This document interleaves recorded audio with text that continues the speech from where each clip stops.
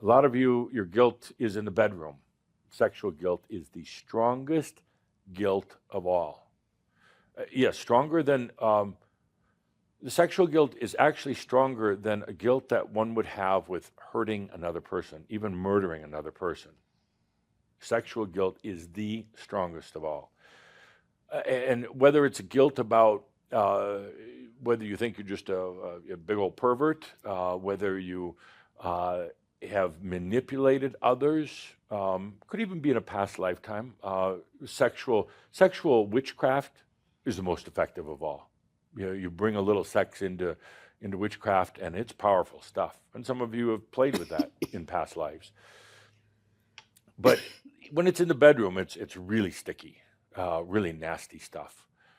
Up until recent decades, sex was only something between a man and a woman, only supposed to be for a man and a woman, and for the sake of making babies. That's changing.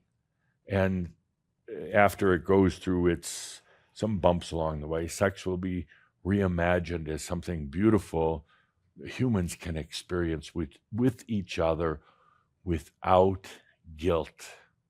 Without guilt. Churches teach that sex, even with yourself, is something God loathes. You'll go to hell for it. And if you even begin to enjoy sex on a deep and open and free level, that's going to displease God. This is a very, very heavy overlay on earth right now. And this is the prime feeding ground for the virus. Take a look at your own life, your own experiences with sex, starting back to perhaps when you were very young, into your early teens. Think about the shame and the guilt that might have been put upon you for doing this thing called masturbating. The shame and the guilt that was associated with your very first encounters with sex with another person. And think about how over the years the sex either became routine, boring, or you started looking everywhere else for fulfillment in your sexual ventures.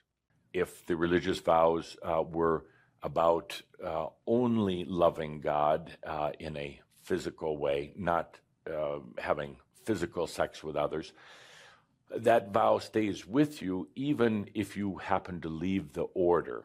And the vow doesn't go away. What comes in is simply guilt. You're doing it, and there's a feeling of guilt in this vow, which is an aspect that sometimes has a face and sometimes will appear to you in person.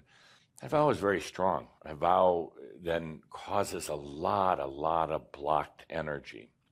So many of you here took vows in the early days of the church, when the Christian church was developing throughout Europe and the Mideast. Even into the Americas, you took vows to be priests and nuns. How many of you took vows of celibacy and are still dealing with some of the leftover problems from that? You feel guilty about sex, terribly guilty about sex with others, even with yourself, even though you've broken the vow 1,000 times in the lifetime where you took it.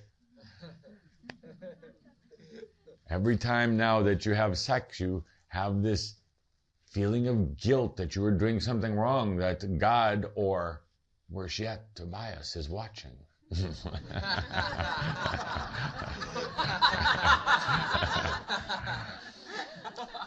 These vows were nothing more than controls, and that energy has to go somewhere. You vow to perhaps be celibate, to serve God, which is a contradiction of terms.